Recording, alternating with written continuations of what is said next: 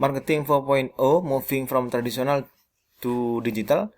Pada kali ini kita bahas chapter 1 Power Shift to Connected Customer pada subtema from individual to social. From individual to social. Jadi biasanya pengambilan keputusan dalam sebuah pembelian, misalnya customer itu biasanya dipengaruhi oleh preferensi pribadi. Namun ada preferensi dari sosial sebagai konfirmasi, social konfirmasi namanya, atau social norm. Namun kali ini dengan konektivitas yang sangat masif dengan digital di era sekarang ini, kemudian peran dari social confirm itu menjadi lebih penting, atau social norm itu menjadi penting.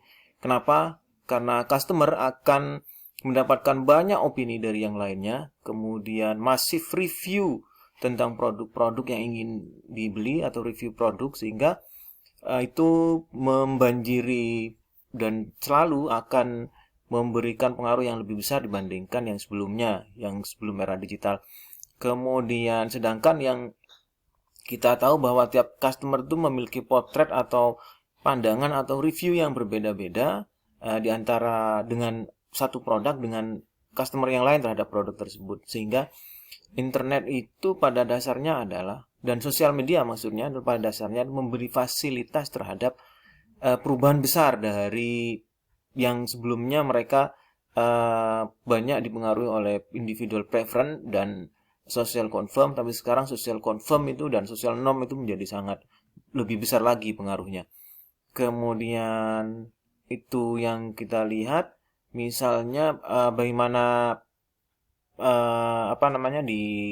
kalau in-store research, misalnya penelitian di in-store itu, kita melihat bahwa banyaknya customer yang misalnya di sebuah retail atau di sebuah mall itu mencoba membandingkan price dan cek mereview itu by mobile phone.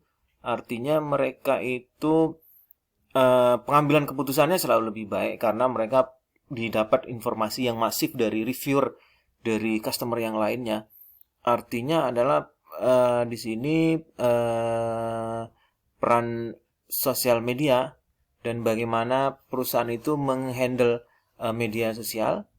Namun artinya kalau kita lihat di sini bahwa tidak bisa perusahaan itu mengontrol untuk media sosial, karena misalnya ada sensor, misalnya untuk media sosial itu disensor dengan perusahaan, maka itu akan menurunkan kredibilitas dari perusahaan itu sendiri.